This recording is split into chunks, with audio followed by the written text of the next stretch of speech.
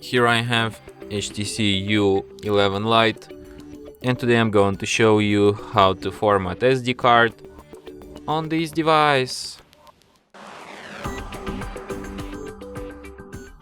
So to do this, first you should open settings, then you should go to the storage section, go to the SD card, tap on three dots here and select storage settings, then tap format, erase and format, and after a few seconds SD card will be fully formatted and ready to be used anew.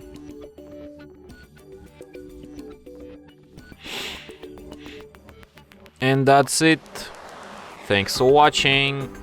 If you find this tutorial useful, don't forget to hit that like button and subscribe to our channel.